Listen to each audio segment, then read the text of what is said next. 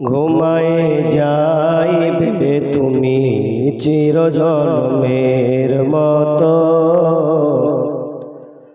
আর তো কোনো দিন ফিরে আসবে না। সময় আছে তোমার, করো ইবাদত, এ দুনিয়া মুসাফির খানা, আর তো কোনো দিন ফিরে আসবে না। বারে বারে ডাকিছে এই খবর আসিছে, যেতে হবে কবরে ভুলে যেও না,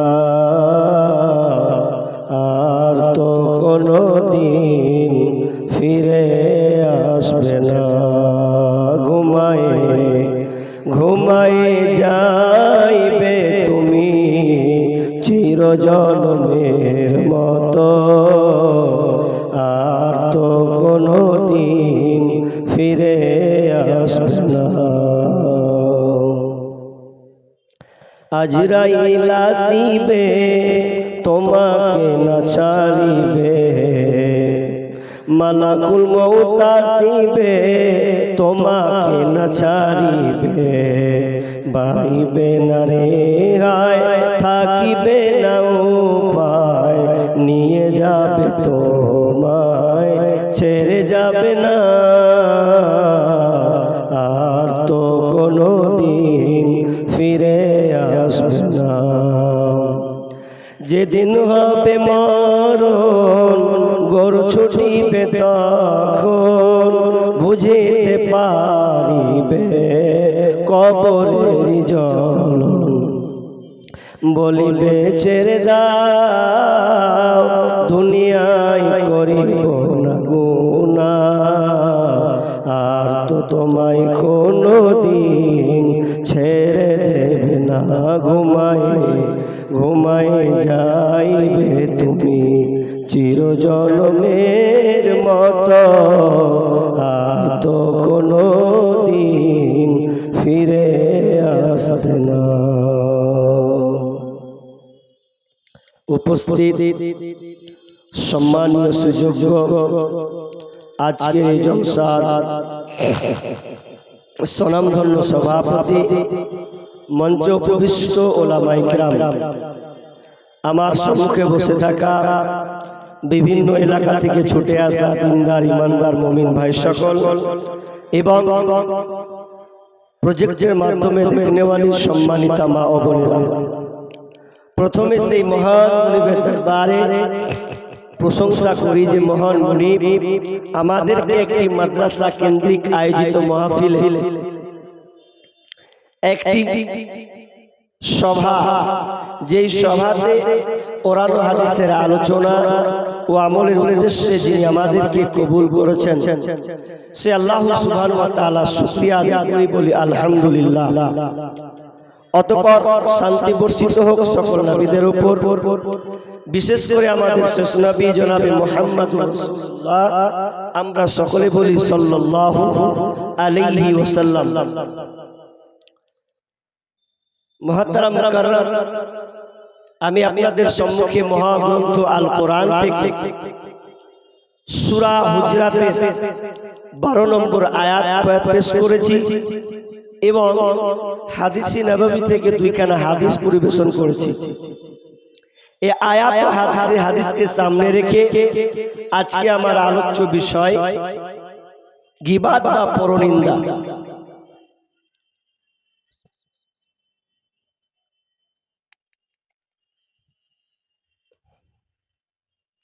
গীবাত এটা একটা রোগ, একটা ব্যাধি।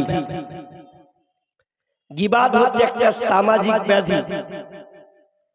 যে কটা লোক আছেন, যদিও আমার ভাঙা গলা, একই রকম প্রোগ্রামের কারণে গলার কন্ডিশন ভালো নাই, 29 তারিখ প্রোগ্রাম করতে গিয়ে ভিজে যাওয়ায় আমার এই অবস্থা হয়েছে।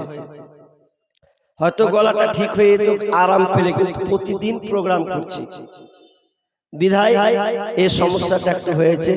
তবে যে কটা লোক আছেন, আমার মনে হয় লোকের চাইতে চেয়ারের সংখ্যা প্রচুর, লোক নাই। এখন বাজে প্রায় 12:35, প্রায় 37 বাজছে। এত রাতে কি আর লোক থাকে?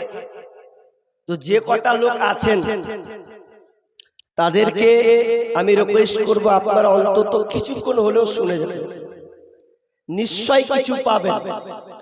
আমার সাবজেক্ট, আমার বিষয় হলো গীবাত। গীবাত এর বাংলা অর্থ হচ্ছে পরনিন্দা করা, পরচর্চা করা, কুৎসা রটনা করা। এই গীবাত এমন একটা ব্যাধি যে সামাজিক ভাবে এই ব্যাধিটা বিস্তার লাভ করেছে। বেশিরভাগ মানুষ আমরা এই রোগে আক্রান্ত, কিন্তু এই গীবাত এমন একটি ভয়াবহ পাপ, যেই পাপ করলে, আল্লাহ তাআলার কাছে তওবা করলে আল্লাহ এই পাপ ক্ষমা করেন না। আমরা পূর্বে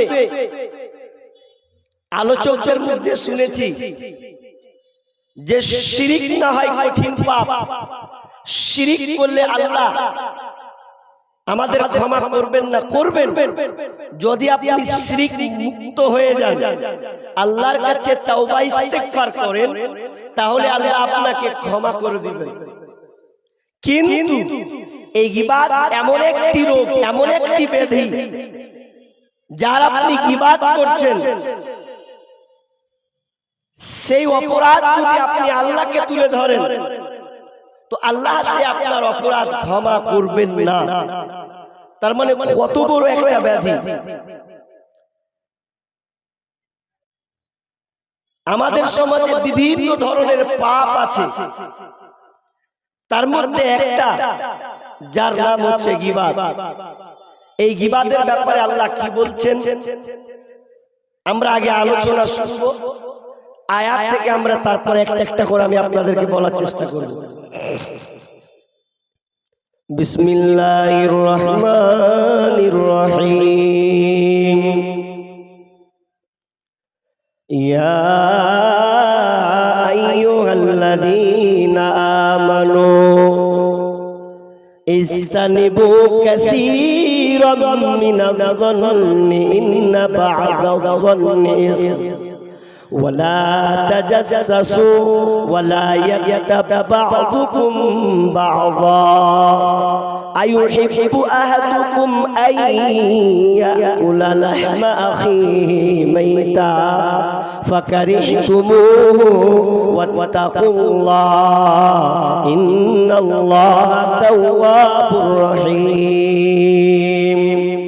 রব্বুল আলামিন বলেন, হে ঈমানদারেরা, ইস্তানিবু দূরে থাকো, কাসীরাম মিনায-যন্নি অনেক ধারণা থেকে, মন্দ ধারণা থেকে তোমরা দূরে থাকো, সন্দেহ থেকে, অনুমান থেকে তোমরা দূরে থাকবে। কেন তোমরা দূরে থাকবে? শোনো, ইন্না বা'দায-যন্নি ইসমুন, কারণ অনেক ধারণা হচ্ছে, এগুলো কাবিরা গুনাহ, মহাপাপ। আল্লাহ প্রথমে বলতে চাইছেন, বান্দা খবরদার তোমরা কারো ব্যাপারে অনুমান করবে না, কারো ব্যাপারে তোমরা সন্দেহ করবে না। এ ব্যাপারে বিশ্বনবী বলছেন, ইয়াকুম ওয়াযন্না ফাইন্নায-যন্না আযযাবুল হাদীদ।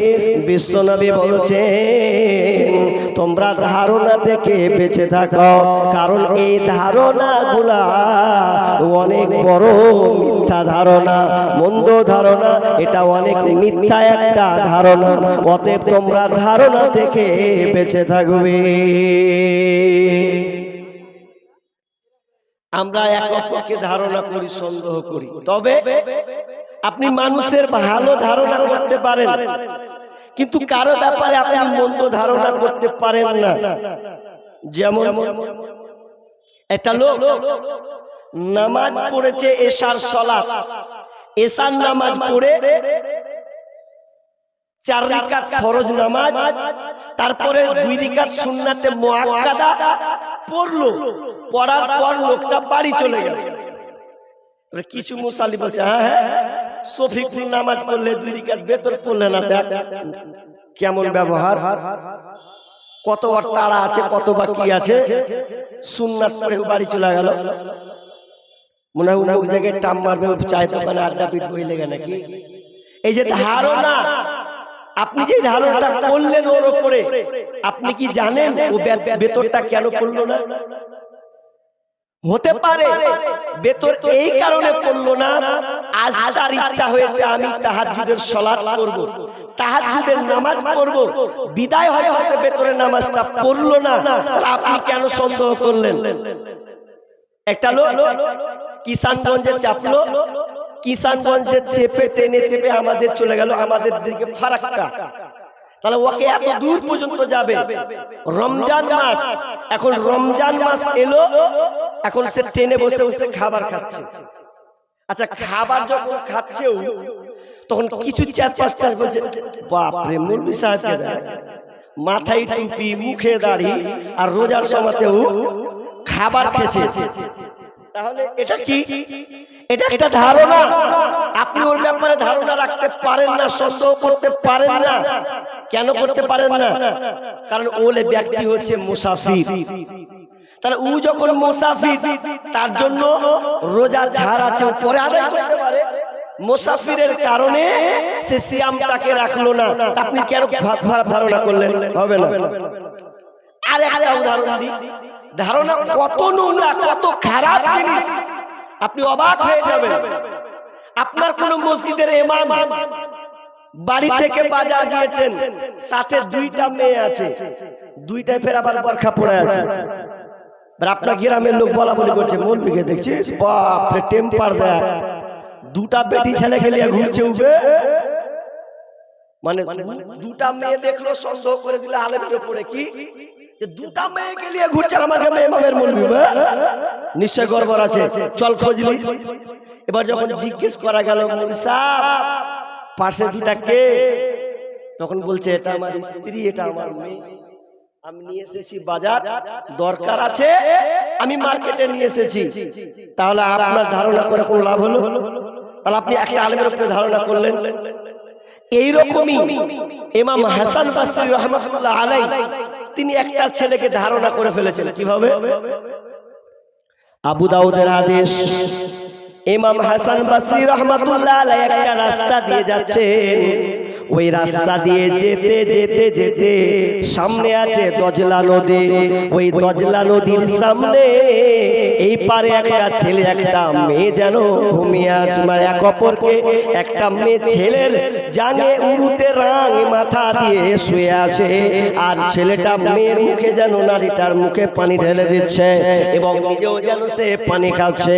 ইমাম হাসান বসরি দেখলো আহা ছি নোংরা, দিনের বেলা একটা ছেলে মেয়ে তারা দুজনে এমন ভাবে মিশে আছে যেন এক অপরকে তারা অশ্লীলতায় নাকি জড়িয়ে পড়েছে, জাঙের উপরে শুইয়ে দিয়েছে, পানি পান করাচ্ছে।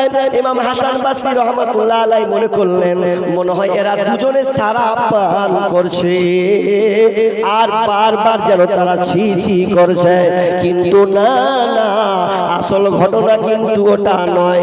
সেই এমন মুহূর্তে এমন একটা নৌকা যখন এপার আসছিল, নৌকা চলমান যাত্রী নৌকা, নৌকা ভরা মানুষ, এমন সময় নৌকাটা যেন পাল্টি খেয়ে গেল। যেমনই পাল্টি খেয়ে যাওয়া, যেমনই পাল্টি খেয়েছে ছেলেটা তখন দৌড়ে ঝাঁপ দিয়েছে নদীতে, আর ইমাম হাসান বসরি রাহমাতুল্লাহ আলাইহি তিনিও যেন ছুটে চলেছেন এবং ওই ছেলেটা 1 করে 2 করে 8-10 জনকে যেন ছেলেটা বাঁচিয়ে নিল। বাঁচিয়ে নেওয়ার পর হাসান বসরি সামনাসামনি যখন হলো, হাসান বসরি বলছে এটা কেমন হলো, এই লোকটা ছেলেটা আবার সামনে। তখন ছেলেটা বুঝতে পারলো যে হুজুর আলেম মানুষ আমাকে ঘৃণা করছে, আমার উপরে কোনো খারাপ সন্দেহ করেছে, এই জন্য বারবার আমার কাছ থেকে মুখটাকে সে ফিরিয়ে নিয়েছে। এবার ওই ছেলেটা বলতে লাগলো হুজুর আপনি আমাকে দেখে মুখ ফিরিয়ে নিয়েছেন, আপনি আমাকে সন্দেহ করেছেন, মনে হয় ওটাকে, তবে শুনেলেন আমার ব্যাপারে কোনো খারাপ খারাপ ধারণা করিয়েন না। ওটা কোনো মেয়ে, ওটা নারী যেন তেন কোনো নারী নয়। ওই নারীটা আর কেউ নয়, ওই নারীটা হচ্ছে আমার মা। ওটা হলো আমার মা। আমার মা খুব অসুস্থ আছে, এই জন্য আমি আমার মাকে বারবার ও দজলা নদীর পানি পান করাচ্ছিলাম, নিজেও আমি পানি পান করছিলাম, আর ওয়েট করছি এই পারে নদী আসবে, আমি ডাক্তার বাড়ি আমার মাকে দেখাতে যাব। এই জন্য আমার মাকে আমার রাঙের উপরে আমি শুইয়ে দিয়েছি, শরীর খারাপ বলে। যখন এই কথা বলা হাসান বাসরি রহমাতুল্লাহ আলাইহি, সেমন অন্তরটা যেন তার কাঁপতে শুরু করলো, চোখ দিয়ে পানি অশ্রু বিগলিত হলো। আহারে, কেন আমি ছেলেটাকে ধারণা করতে গেলাম, মন্দ কেন ধারণা করতে গেলাম। অতএব খবরদার কোনো কাউকে না জেনে ধারণা করা যাবে না। আল্লাহ সুবহানাহু ওয়া তাআলা বললেন, ওরে আমার বান্দারে শোনো, তুমি কারো ব্যাপারে তোমরা ধারণা করো না, খারাপ ধারণা করো না, কারণ খারাপ ধারণা হচ্ছে মহাপাপ। জি, ধারণা আপনি কারো উপরে করতে পারেন না। ধারণা করে ওকে চোর সাব্যস্ত করিয়েন না, না হলে আপনি কবিরা গুনাহ করলেন। যতক্ষণ পর্যন্ত প্রমাণ না হবে ততক্ষণ পর্যন্ত আপনি কিছু করতে পারবেন না। নাম্বার 2, দ্বিতীয় পয়েন্ট, ওয়ালা তাজাসসু, ওয়ালা তাজাসসু, তোমরা তাজাসসুসি করিও না। কারো ব্যাপারে কারো কোনো গোপন খবরকে তোমরা উদ্ঘাটন করো না, কারো গোপন বিষয়কে অনুসন্ধান করো না। এক কথায় তোমরা গোয়েন্দাগিরি করবে না। আল্লাহ সুবহানাহু ওয়া তাআলা বলছেন, ওয়ালা তাজাসসু, তোমরা কারো ব্যাপারে কোনো খবরের ব্যাপারে তোমরা অনুসন্ধান করবে না। কোন লোকটা কি করলো এ বলে তুমি সিআইডি করবে, এটা আল্লাহ বলছেন খবরদার, এই কাজটা তুমি করতে যাবে না। কেন করবে না শুনে নাও।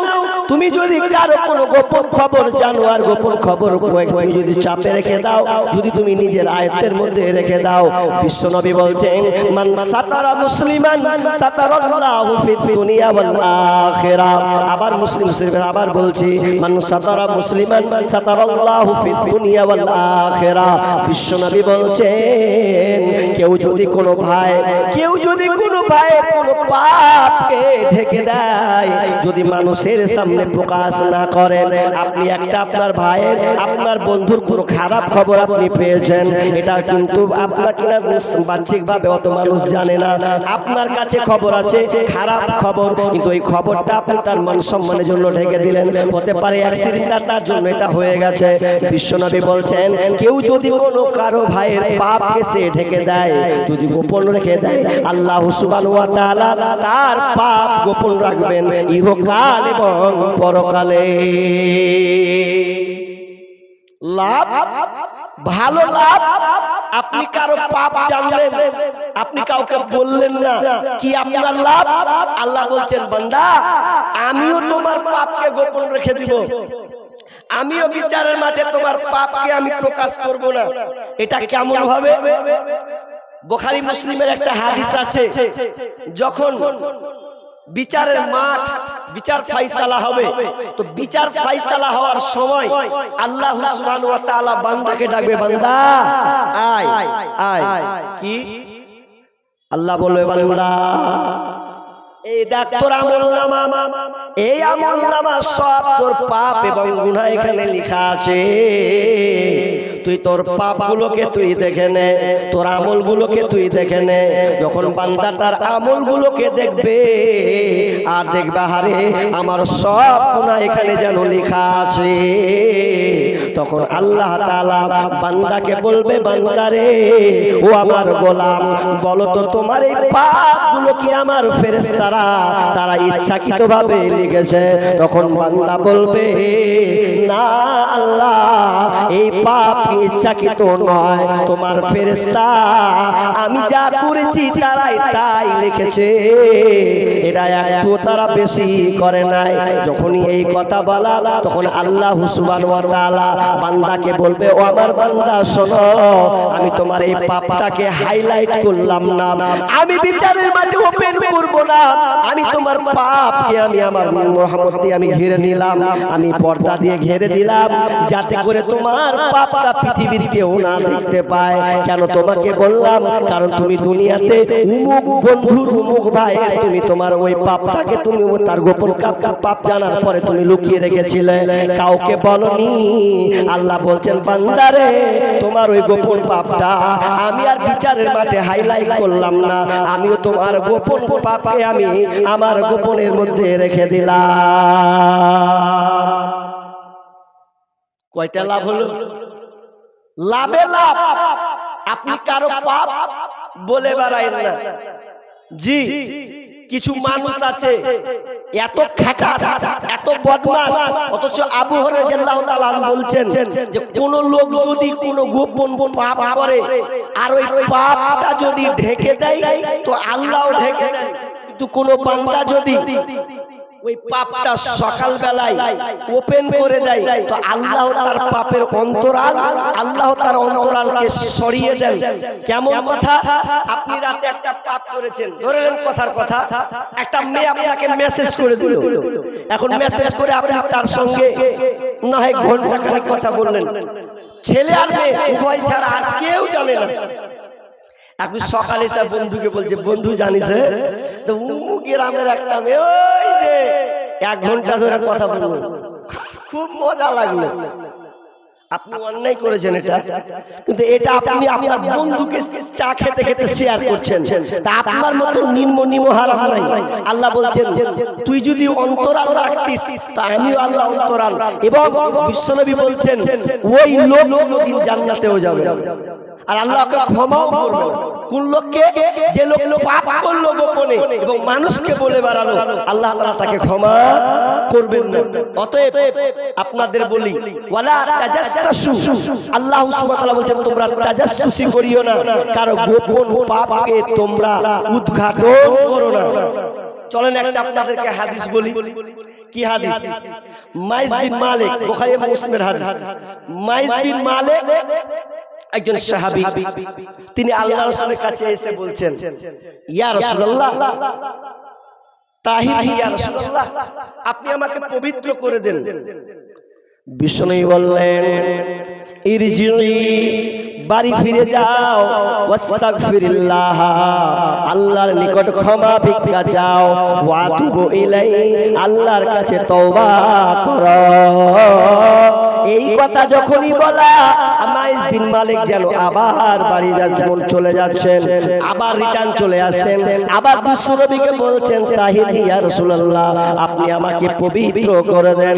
আবার বিশ্বনবী বলছেন ইরজিই, বাড়ি ফিরে যাও, ওয়াস্তাগফিরিল্লাহ, আল্লাহ নিকট ক্ষমা ভিক্ষা চাও, ওয়াতুবু ইলাইহি, আল্লাহ তওবা, আল্লাহ তোমার তওবা এবং তওবা করো। যখনই এই কথা একবার নয়, 2 বার নয়, 3 বার আল্লাহ রাসূল মাইজকে যেন দেখিয়ে দিয়েছেন, বিদায় দিয়ে দিয়েছেন, যাও পাগলা, তুমি আল্লাহর কাছে তওবা করো, আল্লাহ তোমাকে ক্ষমা করে দেবে। 4 বার এসে বলছেন ইয়া রাসূলুল্লাহ, আপনি আমাকে পবিত্র করে দেন। তখন বিশ্বনবী বলছেন আবেহি জুনুন, লোকটা কি পাগল, লোকটা কি খেপা, লোকটা কি পাগলা নাকি? আমি ওকে যেতে বলছি কিন্তু যাই না কেন?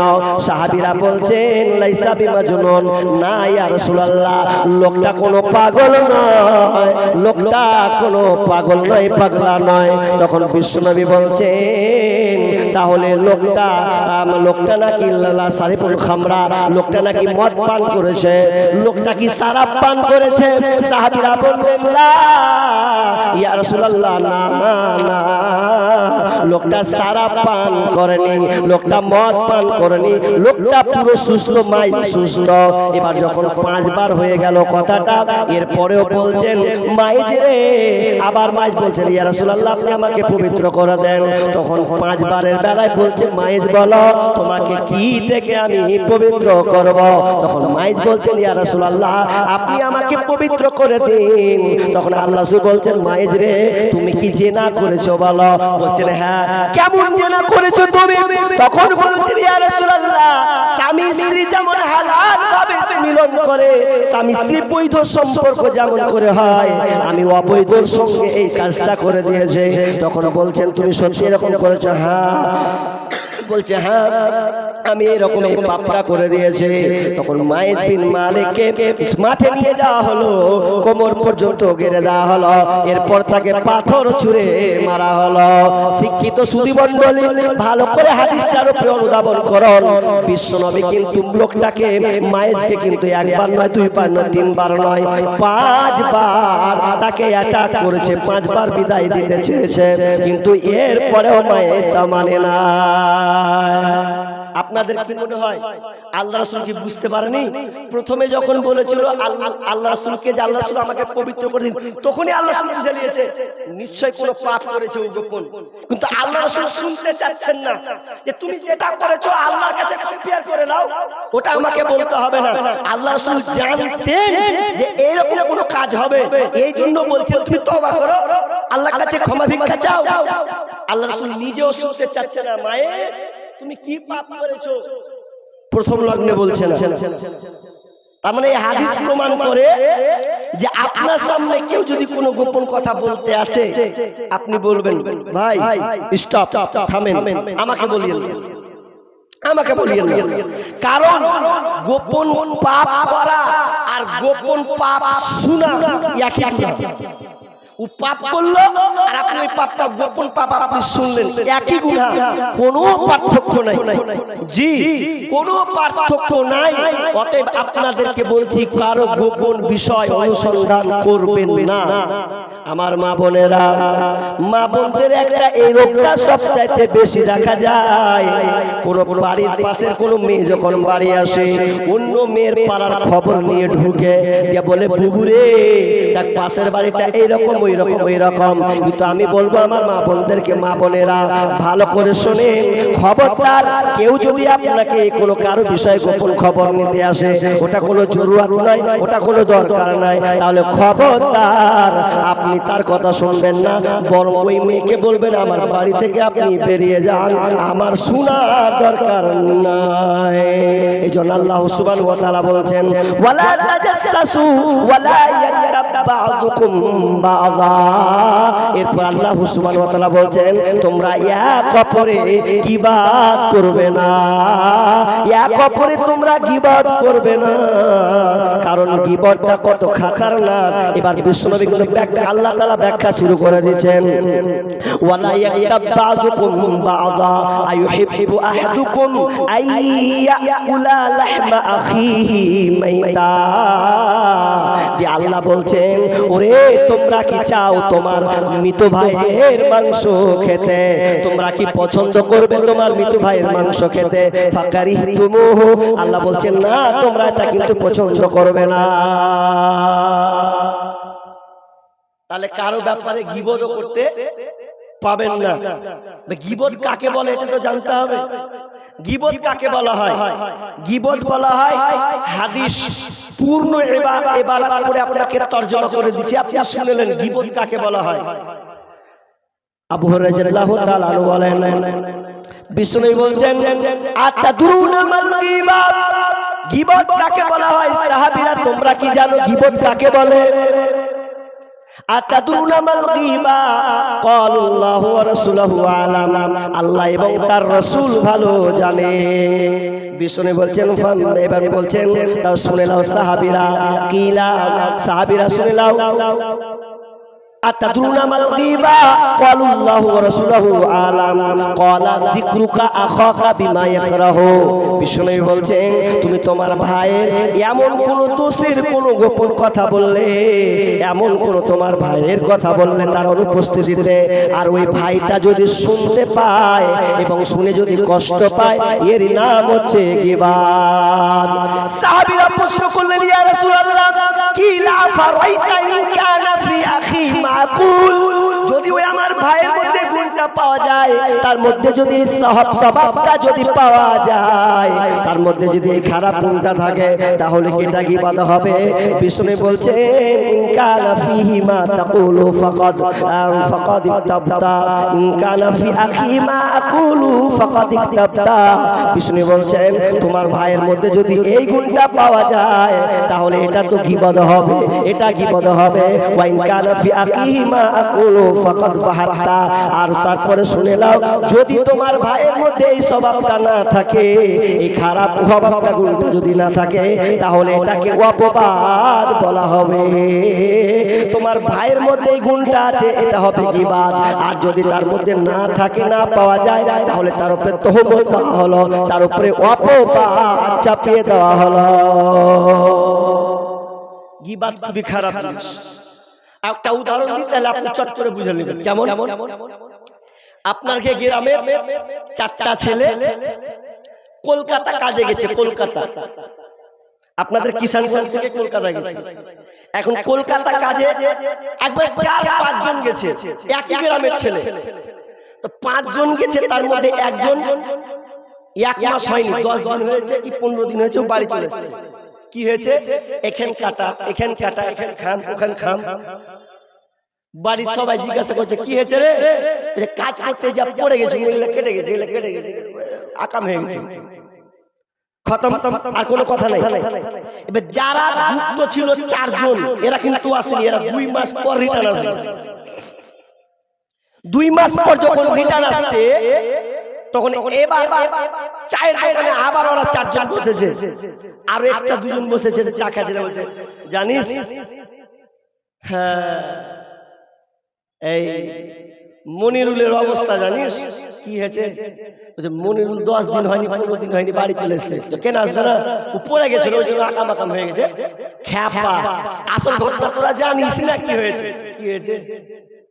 বলছে যে বাড়িতে হারা কাজ করছিল না, ওই বাড়িতে একটা মেয়ে ছিল, ও হাত দিয়ে দিয়েছে মনে গায়ে, দেখে নিয়েছে, তা পাবলিক মেয়েরা, ওর বাড়ির লোক মেয়েরা টেরা ও জানের ভয়ে পালিয়ে এসেছে। এই কথাটা কে জানছিল? মাত্র 4 জন। কি 2 জন আরো এক্সট্রা জানলো, আর 2 জন জেনে নেওয়া মানে কি চারদিকে ছড়িয়ে যাওয়া। এটা হচ্ছে গীবত। আপনি এটা করতে পারেন না। এটা ওর অ্যাক্সিডেন্ট হয়ে গেছে, ভুল হয়ে গেছে, কারণ ও কষ্ট পাচ্ছে যে না আমি এটা ভুল করে দিয়েছি। এখন আপনি ওই কথাটা ওই ছেলেটার কানে যদি চলে যায় যে আমার ব্যাপারে আবার বলা শুরু করে দিয়েছে, তাহলে এটা হবে গীবত। আপনি গীবত করতে পারেন না।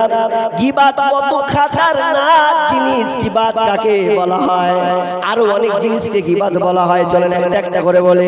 মা আয়েশা রাদিয়াল্লাহু তাআলা আনহা তিনি বর্ণনা করছেন, সামি'তু রাসূলুল্লাহি সাল্লাল্লাহু মা আয়েশা রাদিয়াল্লাহু তাআলা ক্বালা সামি'তু রাসূলুল্লাহি সাল্লাল্লাহু আলাইহি ওয়াসাল্লাম, বিশ্বনবী বলছেন, মা আয়েশা তিনি নিজে বর্ণনা করছেন, হাসবুকা মিন শাফিয়াতা কাদা ওয়া কাদা তাআনি কাসীরা। আল্লাহ সুবহানাহু আয়েশাকে বলছেন, আয়েশা সাফিয়াকে তোমাকে দেখতে কেমন লাগলো? আমার একটা বিবি সাফিয়া, এ তোমার সতীনকে দেখতে কেমন লাগলো? কেমন বলো তো? তখন মা আয়েশা বলছেন, তানি কাসীরা। ব্যামুনি এই কথা বলা, এই যে বেটে বেটে। বিষ্ণু বলেন, ফাকালা লাকাদ কুলতি কালিমা, হে আয়েশা তুমি এমন একটা বাক্য পেশ করেছো, এমন নোংরা ডিপ তুমি কথা, ছোট একটা কথা বলে দিলে, লাউ মুজিজাত বিহাল বাহারা লা মাজিজাতুহু, যদি তোমার ওই কথাটা কোন সমুদ্রের পানিতে ফেলে দেয়, তাহলে সমুদ্রের পানি বিষাক্ত হয়ে যাবে। জিজ্ঞাসা করিলেন নবী মা আয়েশার তরে, সাফিয়াকে দেখলে কেমন তোমার নজরে? কহিলেন মা আয়েশা নবীর কাছেতে, দেখিতে সুন্দরী বটে মোর নজরেতে। সাজ্জাদ আলী সাহেব 5000 আছে, সাজ্জাদ আলী আর মোহাম্মদ হোসেন সাহেব 500 টাকা, মতিউর রহমান উনি দিয়েছেন 500 টাকা। জি মাশাআল্লাহ, দোয়া করব। একটু আলোচনা করে সব লোক চলে গেছে, কি করব? আছে কিছু লোক, একটু 2-1 মিনিট বলে দিয়ে শেষ করে দেব। জি থাকবো না। যে রাতে দিয়েছেন আমি তো জানি আমাকে চেয়ার জোগাড় লেগে দিল, আমি তখনই নিয়ত করে নিয়েছি যে আমাকে চেয়ারটি জোগাড় দিবে, দিয়ে উঠে জি। আর ওটাই ফের হলো, মানুষ এখন আলোচনা শুনে না। তো রব্বুল আলামিন ৫,৫০০ এই করে আল্লাহ দান করেছেন। রব্বুল আলামিন যে উদ্দেশ্যে দিয়েছেন আশা পূর্ণ করে দাও। কি নাম? তামাউল হক ৫,০০০। কোনটা গো? যে বসে আছে এটা শরীর তো ফেরে এরকম হয়ে আছে, দান ফেললে কম টম কি কাজ করে? কাজ কি করে? মেলে ৫,০০০ টাকা। তো আমি তো শেষ বক্তা, আমি তো ভাবছি তো ১০,০০০ টাকার একটা লিবো বানি, ১০,০০০ টাকার একটা লিবো শেষে। ও কি নামটা?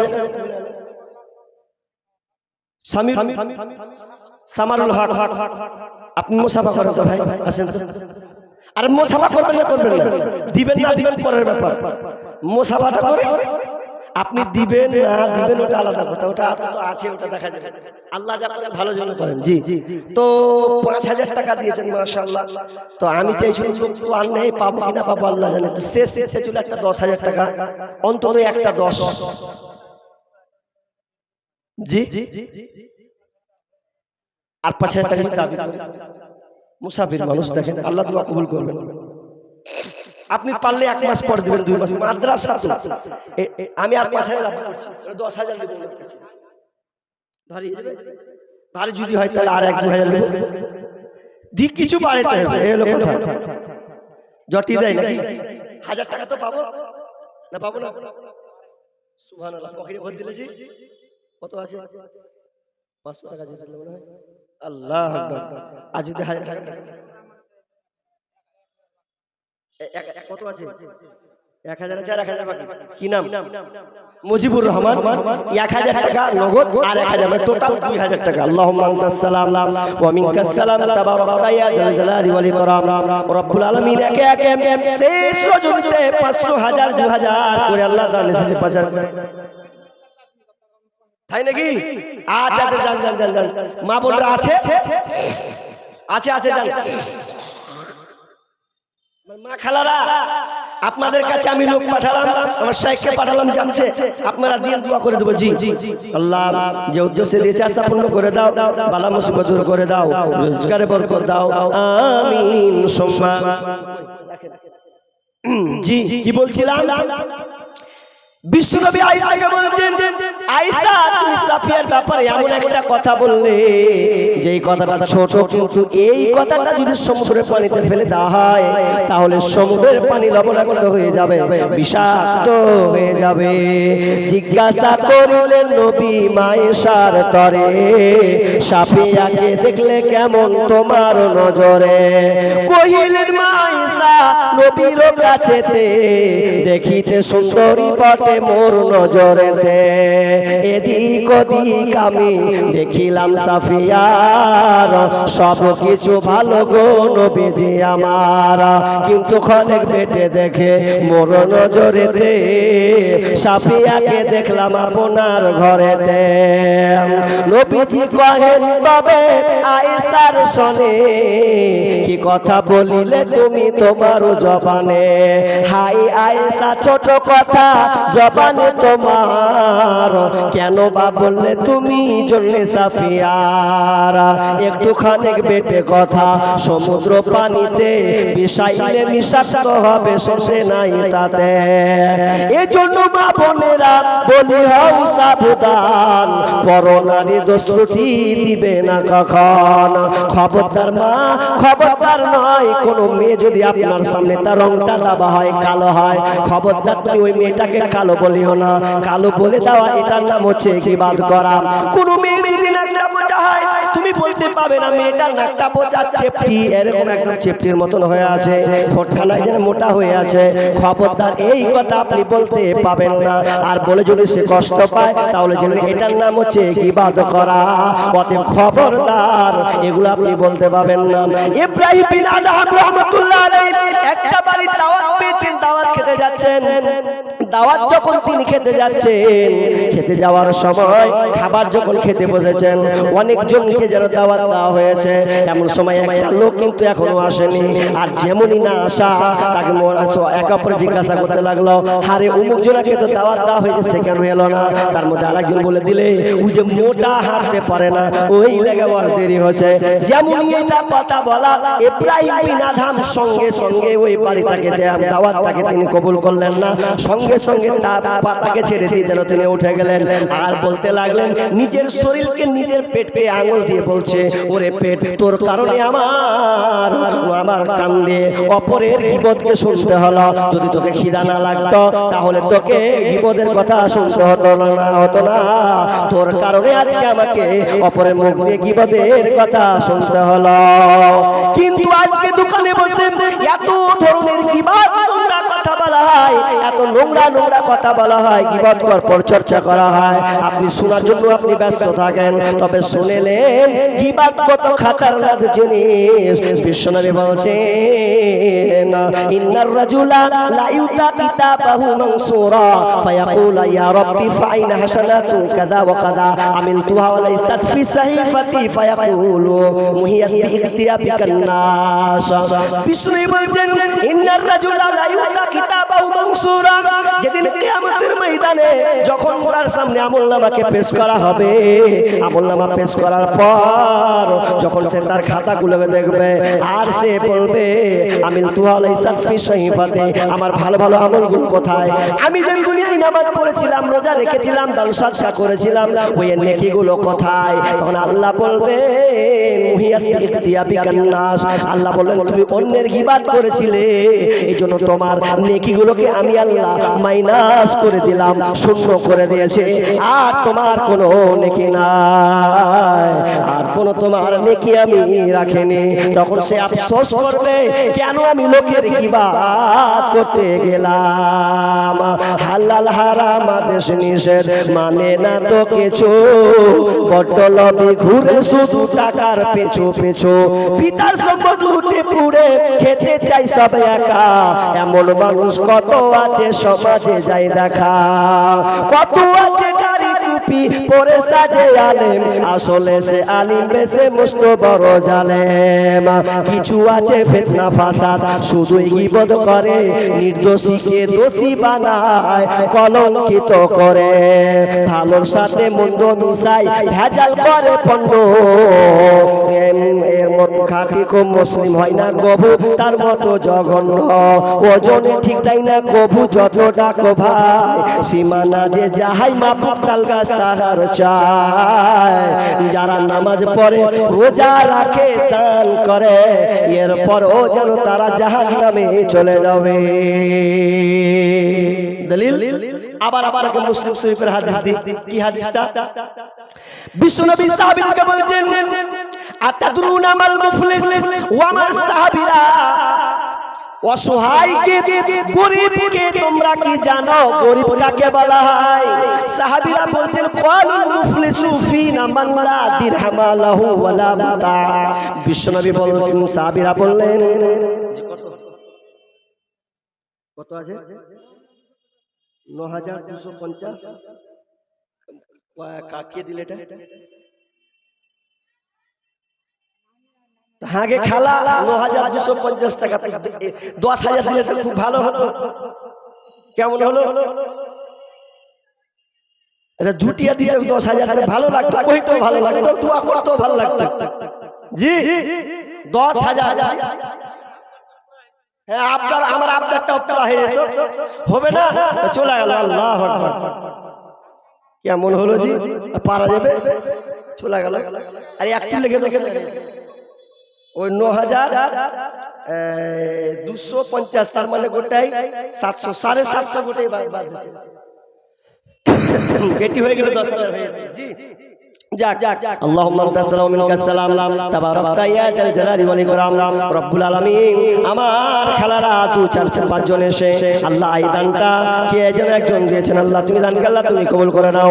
রব্বুল আলামিন, আল্লাহ তাদের বাড়িকে আল্লাহ তুমি সুস্থ বাড়িকে তুমি আল্লাহ তুমি রহমতে ভরিয়ে দিও ছেলে সন্তানদেরকে আল্লাহ তুমি সহি সালামতে রাখিও ছেলে মেয়েদের আল্লাহ তুমি মেধাবী জ্ঞান দান করিও না পাঁচ ওয়াক্ত নামাজি বানিয়ে দিও যতদিন থাকবে আল্লাহ তুমি তার সহি সালামতে রাখিও রব্বানা তাকাব্বাল মিন্না ইন্নাকা আনতাস সামিউল আলিম আমিন সুম্মা আমিন মানুষ কই যাই রে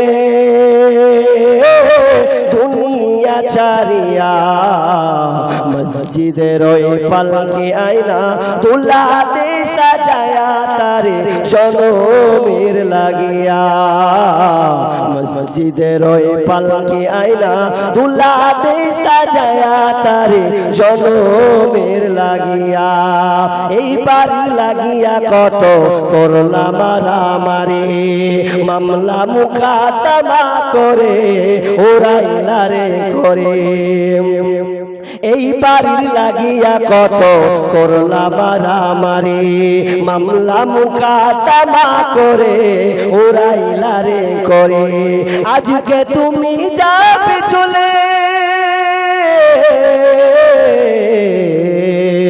আজকে তুমি যাবে চলে সব কিছু ফেলিয়া মসজিদের ওই পালকি আয়না দুলা দে সাজায়া তারে জনমের লাগিয়া মসজিদের ওই পালকি আয়না দুলা দে সাজায়া তারে জনমের লাগিয়া আর ছেলে মেয়ের নববধূর প্রেমেতে মজিয়া নামাজ রোজা সব ছাড়িলা দুনিয়ায় আসিয়া ওরে ছেলে মেয়ে নববধূর প্রেমেতে মজিয়া নামাজ রোজা সব ছাড়িলা দুনিয়ায় আসিয়া